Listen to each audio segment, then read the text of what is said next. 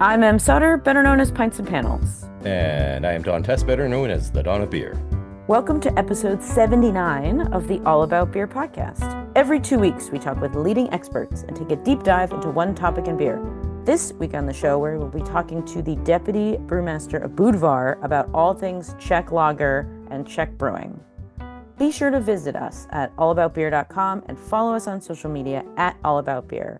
And to support this show, visit allaboutbeer.com/support. So Don, I know you have some thoughts about Czech lager, and I would love to hear them. I unfortunately have never been to Czechia, but I do love many North American interpretations of Czech style beer, and I love the attention to, malt and the ingredients and protein levels and the Czech pour and all of that pageantry around Mm. Czech lager. So, what are your thoughts? Well, I want everyone to know that I recently did some work for Budvar outside of All About Beer. But I also want to say that I've never also been to the Czech Republic, which I feel like is a huge problem. Yes. Um, because I have the way that they do it. I love the word that you use, pageantry. I think that's, there's other countries that like Belgium and Germany and whatnot. But I think that the Czech lager culture is, especially now in North America where it's very popular, so exciting. And I'm really, really excited to talk to Petra, the deputy brewmaster at Budvar, Yeah. about all things pageantry and the brewing process, because it seems like there's a lot.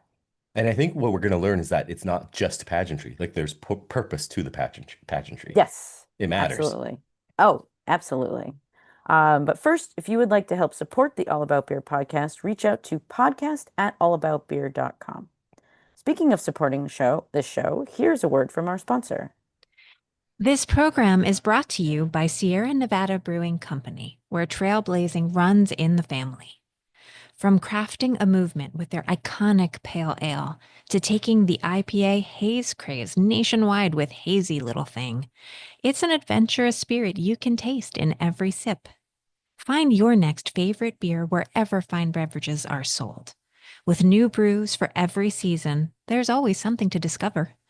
Sierra Nevada Brewing Company, still family-owned, operated, and argued over. Ariana, Callista, Tradition, Mule Melon, Select. RahrBSG sources these German hop varieties and more directly from German growers through their cooperative organization, HVG. Founded in 1953, HVG has grown to be one of the most important hop suppliers worldwide. In addition to supplying a large part of the German hop crop to brewers worldwide, HVG also processes hops into pellets, extract, and other hop products. Where would beer be without HVG? For the best selection, contact RahrBSG. Fascinated by beer mysteries from the first sip 25 years ago, Petr Kosin has a master and PhD in brewing from the Institute of Chemical Technology in Prague, with both of these conducted at the Budvar Research Laboratory. He progressed from roles in quality and research to production, and now is head of brewing operations, overseeing everything from grain to beer. He is also the chairman of the EBC Brewing Science Group. Petra is a passionate cyclist, demonstrating that beer can be a part of a longevity plan if balanced with other life aspects. Welcome to the show, Petra. Hello. So thank you so much for joining us today, and we're really excited to dig into all things Czech lager. First off, can you give our listeners a brief, brief, this could be a whole episode in itself, a brief history about Budvar, and for our American audience, you'll know it as Czechvar. It's owned by the government, correct? Yeah, it is for last 80 years. Since the end of the Second World War. Okay, like what's that? The American and North American mind, because Don is Canadian, I can't comprehend what that's like. What's it like to be like essentially a government brewery worker? Yeah, well, for me as a brewer, it's not a question. It's like, I'm here to brew beer, and it's like to be honest, like it's not a question that I would like have anything to add. It's Oh, okay. Yeah. There is always some owner of the of any brewery, and Sure. That's true. this brewery is like with brewery with really long history. It is like 130 years old, Hmm. and the last 80 years it is government owned due to like a lot of reasons. Yes, sure. But I don't think it's like anything that would It's influence like the way we are brewing. sure, Hmm. sure. That's a good point. Is there any other unique history besides the government owned stuff that you wish that and that you would hope that people would know about Budvar? Yeah, well, it's like, we really try to keep the tradition of the Czech lager here, as it was like when the brewery began. Hmm. And it is like, Czech style lager, there is always a taste of process, taste of the way how you brew it, and obviously like the way how you brew it is influenced by the equipment that you can use. And since that there was quite a difficult times in the last era in Czech Republic, like during the communist era, it Hmm. was like difficult to get to the top of the notch technologies. It might lead to a situation where the breweries were like under invested, and which also meant like they could preserve longer the unique approach of brewing. So it's like the delay of investment might influence the development of the Czech style lagers as well. Oh, that's interesting. If it's Yeah. understandable, yeah, because No, Yeah.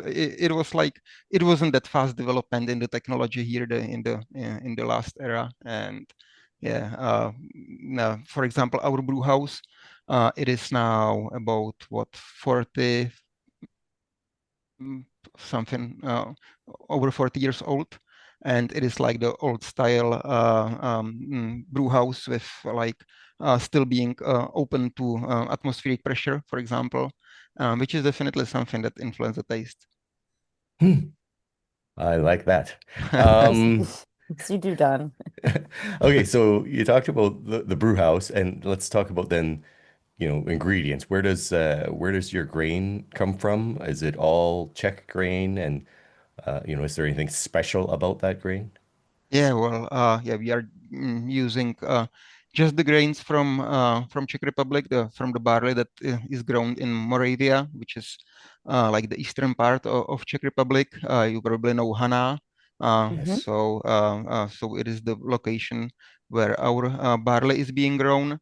And yeah, our recipe is still single malt. We are using just the pale malt to brew the lager, and it is also like maybe connected to the brew house that we are using, because the old style brew house isn't like afraid of some aeration, and isn't afraid of oxygen being like they're active in the brew house.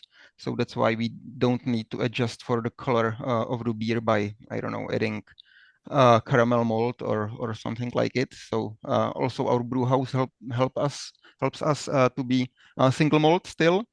And then for the hops, we are single hop recipe, just the Saaz hop, just from the Saaz era. So it's like single malt, single hop lager.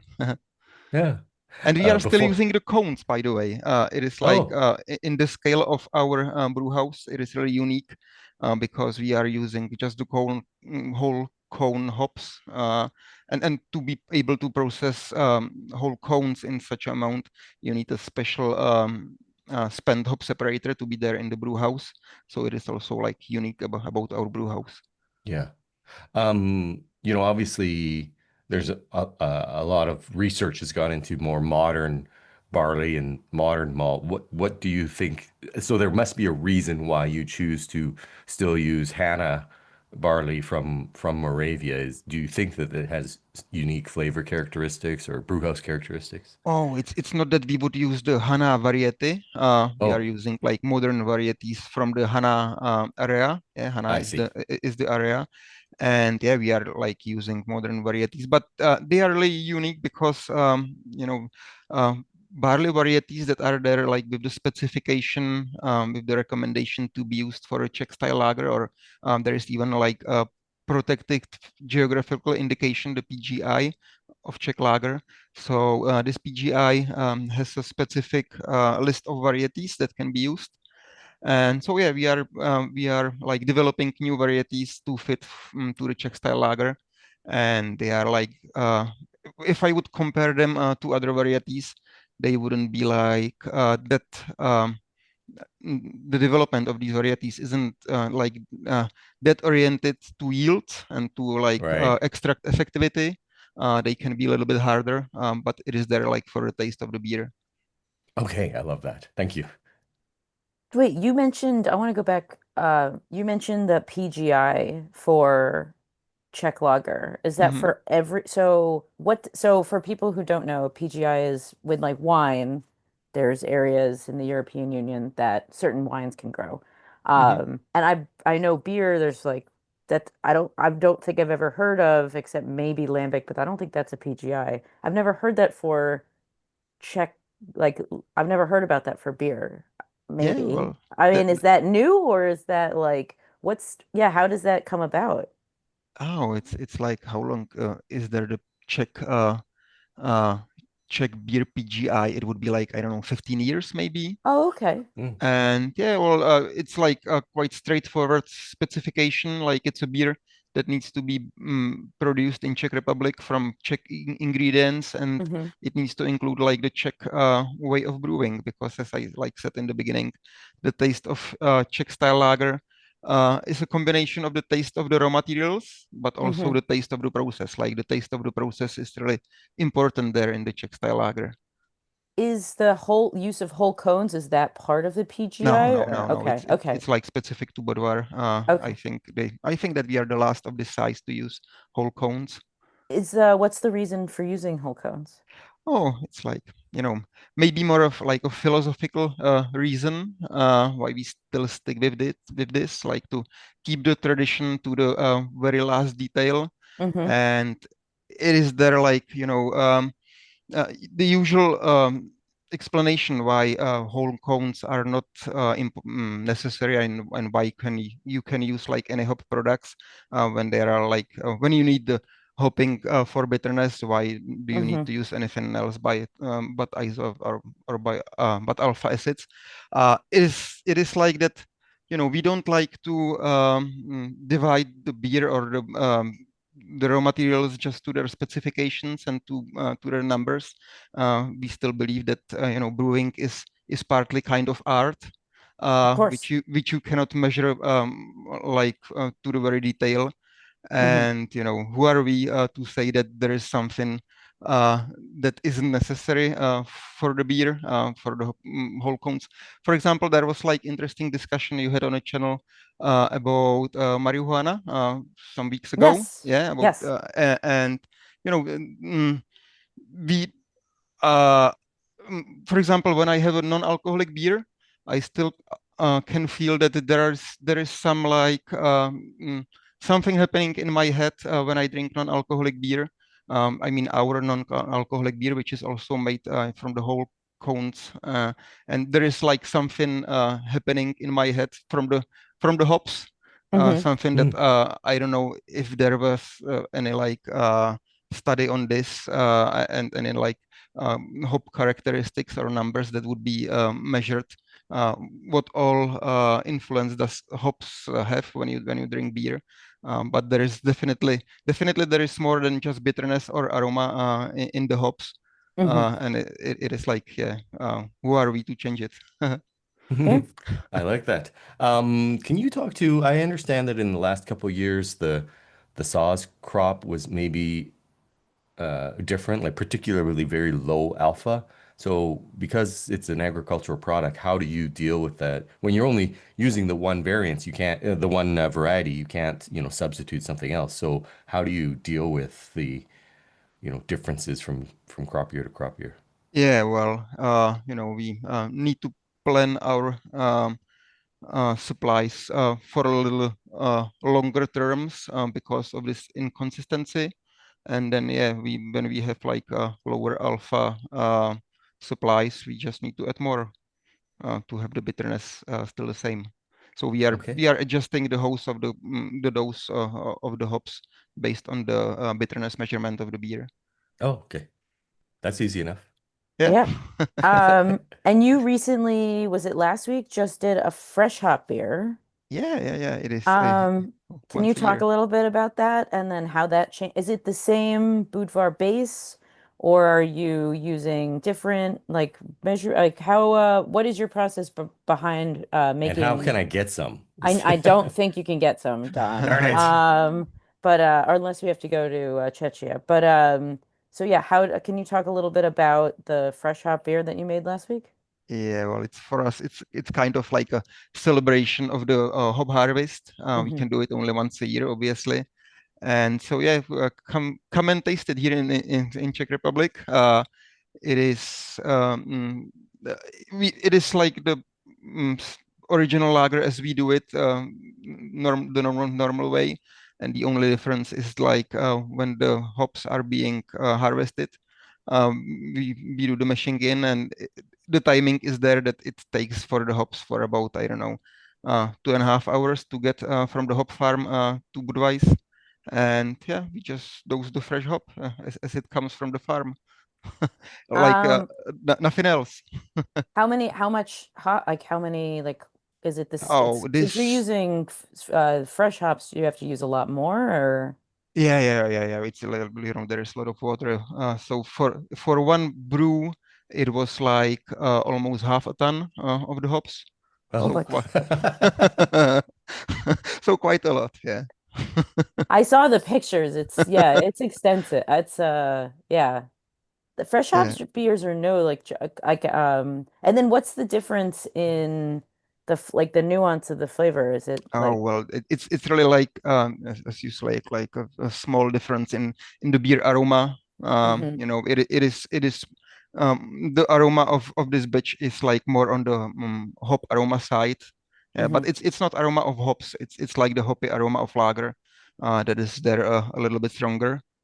And that's it. And as I said, for us it's like more kind of celebration. Like you know, usually people come around to the brew house and we just celebrate and we thank the farmers that for the job they they have done. Yeah. Oh, nice. Yeah, I like that. Lovely. Okay, so we've talked about the ingredients. Let's talk about the actual brewing now. I understand that at Budvar you're still using a traditional decoction mashing, and why do you do that? Why do you think this is important? Yeah, well, it's one of the like important difference of the Czech style lager compared to other beer categories, and you know, but it doesn't mean it's good just for a Czech style lager. We tried a lot of beer categories with decoction mashing, and it all had like the same nice result. And it is something that I don't know. Is it there in the flavor wheel of beers? The taste of decoction, is it there? I've never seen it. But it's definitely something that should be there, taste of decoction, because you know, the decoction definitely gives the beer its characteristic taste. And for me, it's like it's difficult how to describe it, but I can try. It might be a combination of more. It might be a combination of kind of you know, partly maybe some part of the polyphenol taste of the grains being boiled, if it can be understandable. Then there definitely can be some influence of the brew house oxygen, because it is interesting that, for example, as I said, our brew house isn't afraid of oxygen, so it's also is there during the transfer of mash to the wort kettle. We can use the upper way, and we can choose to aerate it a little bit more. So there is definitely some taste of oxidation processes in the brew house. And then there is something that maybe is like the most difficult to describe, and it is something that that we try to explain as influence of inner surface of beer, if it's understandable. Beer from the physical chemical point of view is interesting that it is a colloidal solution. Even if the beer is crystal clear filtered, there are a lot of colloids inside the beer, and these colloids, these insoluble particles, they can create for something that we still cannot measure yet. But we might be able in future to measure it, and it is something that we can call inner surface, the surface of all those colloids. If you add them up together, it can be like, I don't know, square meters or many square meters per pint. And those colloids, I think that they're like important for the flavor or taste delivery, like for the beer to be able to deliver the taste to you as a consumer. Because when you have a look on like what makes up for the taste of the beer, there are like somebody say like thousands of different compounds. And what is interesting about these compounds, those compounds usually are not soluble in water. Yeah, and Right. like what is the mystery and secret of beer when you have that many flavor active compounds that are not soluble in water, and beer is definitely like a water atmosphere. So there needs to be something in the beer that helps for the flavor to be delivered. And so we believe that during the mashing, as you boil the whole grains, these colloids, these particles are being like delivered there to the beer, and they would help the beer to serve as the flavor, you know, how to call it. Yeah. Yeah, that is interesting. I But like that a it's lot. something that we cannot measure it.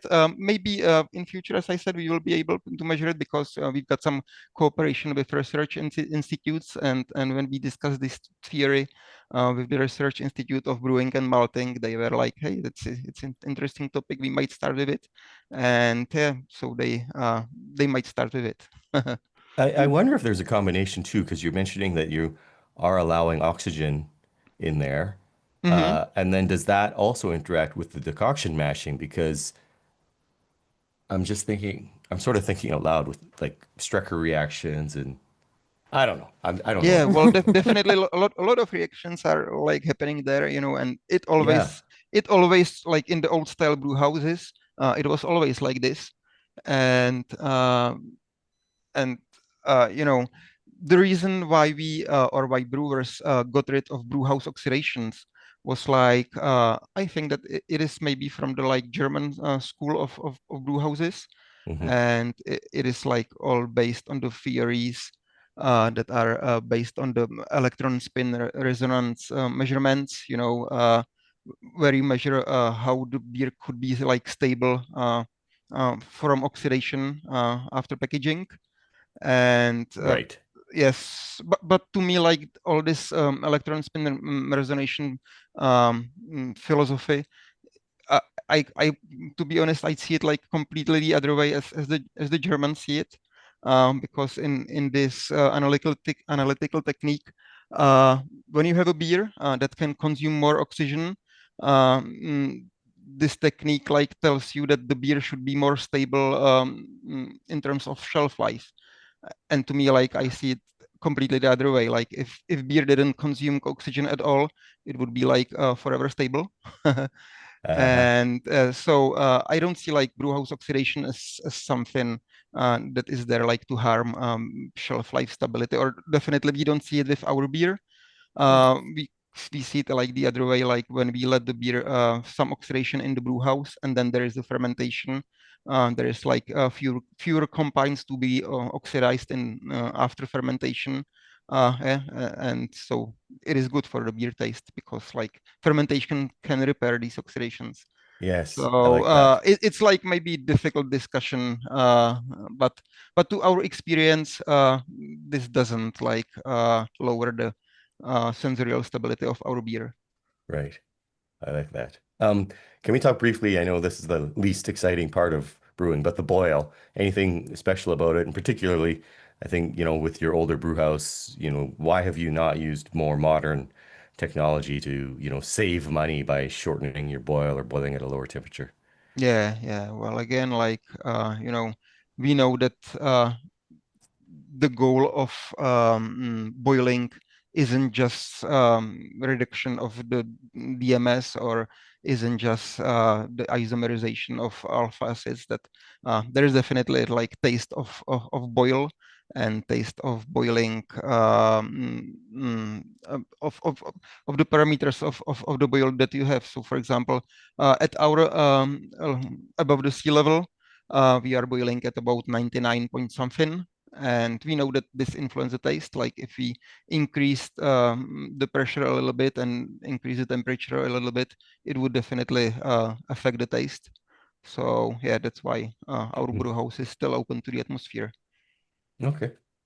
Very cool stuff. So we have to take a short commercial break, and we'll be right back with Petra from Budvar after these messages. This program is brought to you by Sierra Nevada Brewing Company, where trailblazing runs in the family.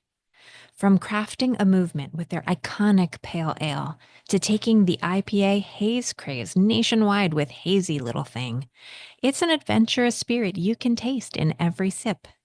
Find your next favorite beer wherever fine beverages are sold. With new brews for every season, there's always something to discover.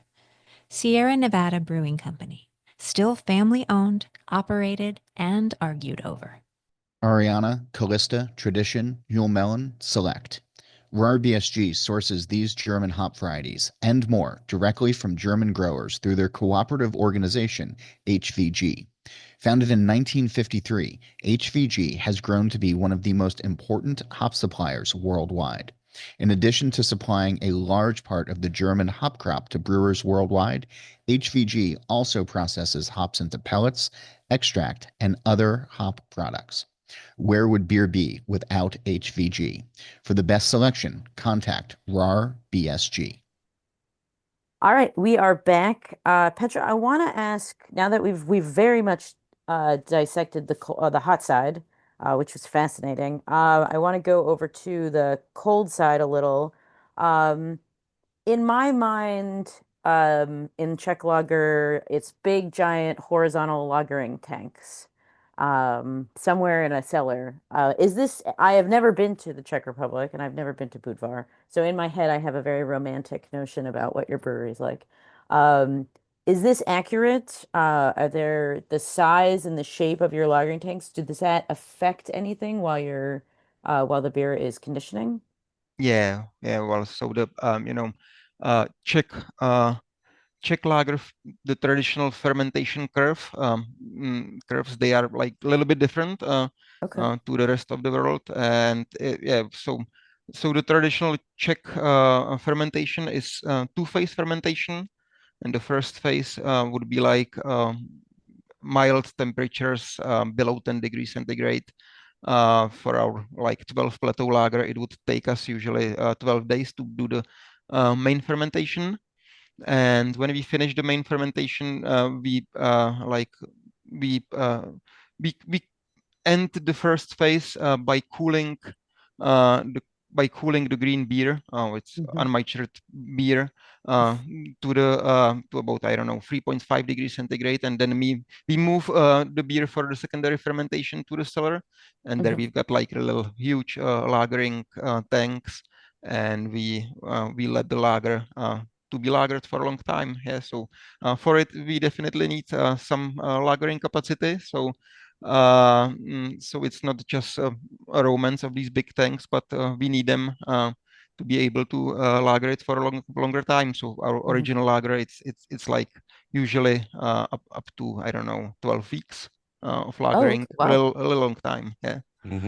How many giant lager? I mean, you're a big brewery, and if it's got to sit for 12 weeks, how many horizontal lagering tanks do you have? I even cannot count them, like a lot. A lot. Many. Oh my goodness, 12 weeks. Yeah, it's like, in our fermentation curve, there is like no diacetyl rest as is usual, like to elevate the temperature for the diacetyl reduction. So we, the traditional way how to ferment Czech lager is like, as I explained, like always cold and longer. Okay, so you hit on something that I wanted to ask you about. There's a debate. I've had personally debate online with people. Traditional Czech lager, should there be diacetyl in it? Well, I don't think so. Okay, But perfect.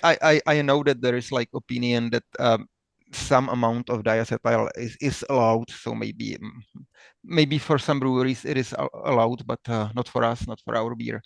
And Okay. it might be difficult to explain like why there can be any other opinion. Me personally, I can't imagine who would like it. Okay. So you aren't saying they're wrong, but they're wrong. I'm just kidding. So now that fermentation is done, 12 weeks, and do you pasteurize? Do you do any fining agents or clarification? Yes. So we have like classical Kieselguhr filtration for majority of the production, except for the non-filtered. Okay. And then we do the pasteurization because we are exporting brewery. We export to about 70 countries, so it's like a necessity to have some treatment. Where, you just said 70 countries. That's Yes. a lot. Where is most of that beer going? Is it going throughout Europe or the US? Like, what's your main place that is Yeah. really Well. clamoring for Budvar? Yeah. It's like the majority is Europe. It's like Hmm. Czech Republic and surrounding countries like Germany, Austria, Slovakia, Poland, all those countries. But there are like even long distance destinations. Hmm. These are not like super high volumes. It's usually in these markets our beer is maybe on the more expensive side, Okay. and it's uh, it's difficult because it is like so uh, difficult for the logistics to be able to do it fresh. Yeah, so Sure. so definitely the markets that are around can be done fresh. Do you have any like as the deputy brewmaster, do you have any trepidations when you see your beer go far away? Are you worried about that freshness factor? Yeah, well, uh, if the logistics and distribution is done the cold way, Hmm. usually the beer tastes fine. Obviously, it's like isn't as fresh as here, Hmm. but it's not something that is like horrible. And then it's about the turnover in the specific shop where if the bottle is there left longer, it's as with any other beer. Obviously, like it's not good for a beer. Hmm. So I know that there's Budvar, there's classic. Do you guys, and I see you make other beers. Do you have a favorite other beer that, are you like just a straight Budvar guy? Or do you like, do you make a dark beer? There's other beers. What other things are you making on a day-to-day basis? Yeah, well, all the beers we've got in portfolio, these are Czech style lagers, Hmm. except for like once a year we do some ale. Uh, Oh, and like uh, uh, I don't like to do the rankings. Every okay, beer, sorry. every Yeah, that's every fair. beer has its opportunity, even the Sure. non-alcoholic one. Yeah. Of course, of course. Let's talk about the Czech faucet, the side pull. They're becoming kind of popular in North America, but this is a traditional faucet in Czechia, and what does it add to the beer? Why is it so popular? Yeah, well, for a Czech style lager, the big, nice big head of foam is really like something that needs to be. It is something that is like specific for a Czech style lager, and there are like maybe more reasons for it, but definitely one of the reason is that it influences the taste of the beer. So there can be like more explanations how it influences the taste. One could be, for example, the carbonation level, because for majority of all the beer that goes out of the brewery, it has about like 5 grams per liter of CO2. And we know that for the perfect balanced taste, when you drink it, more optimum would be like 4 grams. So one of the reason why we play this stuff with the side pool and this specific way of pouring is like lowering the CO2 level of the beer that is there left in the glass. And yeah, so it might be one reason. Second reason is like tasting the beer through the foam is something like from the haptical point of view, like haptical in your mouth, does influence the taste. It's like as we discussed, all these flavor compounds, as they are like lower water soluble, like tasting them through the foam is different experience. They definitely, you can like enhance all these tastes when you taste them through the foam. The difference, it might be like, for example, tasting cappuccino versus coffee with milk. There is definitely a taste difference. So something like this kind of difference, like tasting beer through the foam, and even though you are not drinking like 100% foam, but a mixture of beer and foam that goes into your mouth, it is something like what makes up for the taste. Right. I just want to make sure I get my math right because you mentioned carbonation down to 4 grams, which if I think of that in volumes, that's 2 volumes, correct? Yeah, grams per liter. Yeah. Yeah, but that equates to 2 volumes of CO2. Is that correct? Because that's quite low. Oh, Yeah, would- yeah, yeah, yeah. yeah, yeah, yeah. Okay. Czech style lager is a beer like meant to have its drinkability. Yes. And definitely like oversaturation with CO2 doesn't help the drinkability because your stomach is full of CO2. It's something that you don't want. Okay, thank you. So maybe I wasn't like that accurate with the 4 grams. It's like it's difficult to measure how much is there left in the pint. We tried After to measure pouring, it. yeah. After pouring. We actually tried to measure it once in a laboratory. Like depending on the exact temperature of the beer and the shape of the glass, for example, because there are glasses that makes easier foam, and which means that more CO2 is being like liberated out of the beer. So there can be like many influences. That for 4 grams is like rough estimation. Yes. Okay. Is that why you guys have that big wide mug? Yes, part of the reason. Exactly. Yeah. I guess I like because you'd want if it were CO2 and you'd want to hold it, you'd taper the glass. But the Budvar mug is just so beautiful, by the way. It's like the most beautiful mug in the. I drew it because I had to. It was so gorgeous. But yeah, I didn't even think about. So it's all connected. Everything, yes. That all Oh, matters. very cool. Okay. Wanted to bring up the your non-alcoholic beer because you've touched on it. When did you guys have you always brewed a non-alcoholic beer? When did Budvar start doing that? Is that a recent thing or is that a long way, like a long time ago? Yeah, well, it's a long time ago, and it's something that is like still developing.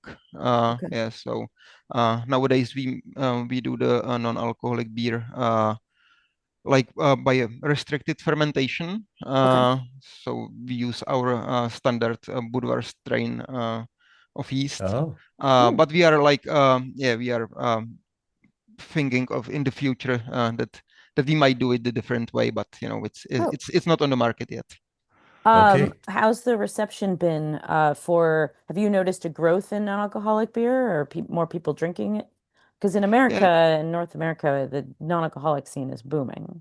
Yes. Yeah. Well, we see the numbers as well, but we are still like the happy and lucky brewery that even our standard lager is growing in volumes. So yeah, it's like we see the trend of non-alcoholic growth, but it's like difficult category, not just to produce, but also difficult category, how to deliver the joy of beer. Hmm. And yeah, but it's a category that that we are in, and we are also like preparing maybe some innovations in this field. Ooh, can you talk about some of those innovations? Well, it's not done yet. Yeah, Yeah, so But we want the inside scoop. yeah. but yeah, we are also like preparing a new version of our non-alcoholic beer Oh, cool. that would be done by other technology. Yeah. Why do you think that, especially with the explosion of Czech lager in America, why do you think Czech lager's having a moment? Do you have any thoughts behind that? Yeah, well, you know, it's a I think that Czech style lager is sort of like unique category Hmm. because it's a beer that is full of taste, and in the same time it like didn't lose its drinkability. Yeah, it's like, you know, it's like the holy grail of brewing, to have like a full taste and drinkability in the same time. And it is definitely something that Czech style lager is good at. Yeah. Perfect. Well, on that note, then, what is one thing you wish consumers understood, particularly North American consumers, understood about Czech beer? Yeah, well, maybe it's like all that we discussed, that you know, it is a style with the taste of process, how we produce the beer. And you know, you can to some extent say it about any beer style, but I think that for the Czech style lager, it is like one of the most significant, like when I compare it with other categories. It needs to be done right, so like not everything that is labeled as Czech style lager in US, or what I tasted, there were like many beers that were labeled as Czech style lager, and they didn't taste like Czech style lager. There Right. were some examples that were perfect, but some examples that were not. Mm. So maybe you know, you've got invitation, come to Czech Republic, taste the beer here, to fully like acknowledge what is Czech style lager. Yeah, to taste the process. I love that. Yeah, Exactly. I love that. That's and amazing. and we should add like the taste of decoction to the flavor wheel. We should, Yes. that's, yes, I love, yeah. Petra, this was amazing. Thank you so much for your time today. If people want to learn more about Budvar, where could they go? Do you know the Instagram handle or website or anything like that? Yeah, well, maybe best would be the Budvar Global Okay. Instagram account. Yeah. Okay. Wonderful. Thank you so much for your time today. We really appreciate it. Cheers. Thanks so much. Yeah. Cheers. Cheers. Cheers. Thank you. So, Don, what'd you think? I know that that episode tickled you. It I love that. I love that episode for all the reasons you think I did. But also I love when, you know, because we went into great detail about decoction mash and oxygen on cold side, all this Oxygen, stuff. oxygen on hot side, like Oxygen on hot side. oxygen in general not being talked about as a detriment, Yeah, right. And the which is like what? but I also love, kind of like we were talking at the top, where there's point to the pageantry. Hmm. I loved how he kind of took all these complex issues and summed it up and just said, you need to taste the process. You need to be able to taste the process. And I love Yeah. that. The thing that I also loved is they're a major brewery shipping to 70 countries, and the lagering process takes 12 weeks. You know, like Yeah, they're this not cutting isn't, corners. no, they are definitely not. And that is to see a brewery do that, especially like a large brewery, really take the time that beer needs and that they think it needs is just it was great. I enjoyed that talk immensely.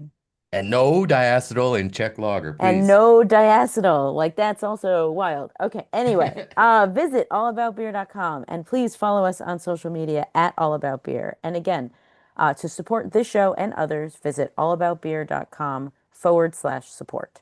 If you have questions for the experts, email podcast@allaboutbeer.com. That's also the email for feedback, suggestions, or to inquire about supporting the show through advertising. Don, how can people reach out to you? I am at the Dawn of Beer on X, Threads, Blue Sky, and Instagram. And on Facebook, I am at The Beer Dawn. And I always love nerding out about beer. So if anybody has questions or wants to talk, I am Dawn at thedawnofbeer.com. Em, how about you? I am at Pints and Panels on Instagram, Facebook, and Blue Sky, and my website is www.pintsandpanels.com. There is a reason podcasts always ask for listeners to subscribe and like the show. With more reviews and subscriptions, the almighty algorithm will show our podcast higher on the list when people search for beer podcasts. So please, please, please rate and subscribe to our podcast and help spread the word of good beer. And here is a final word from our sponsor. This program is brought to you by Sierra Nevada Brewing Company, where trailblazing runs in the family. From crafting a movement with their iconic pale ale to taking the IPA haze craze nationwide with Hazy Little Thing, it's an adventurous spirit you can taste in every sip. Find your next favorite beer wherever fine beverages are sold. With new brews for every season, there's always something to discover. Sierra Nevada Brewing Company, still family-owned, operated, and argued over. Need ingredients and supplies that deliver consistent, high-quality beer? RahrBSG has you covered. From hops to malt to yeast to unbeatable customer service, they are dedicated to your success. RahrBSG, ingredients for greatness. This show is produced by All About Beer. Visit allaboutbeer.com for articles, notes on this show and others, and connect via the newsletter and social media. Cheers, everyone. Cheers. No diacetyl. Checkmate.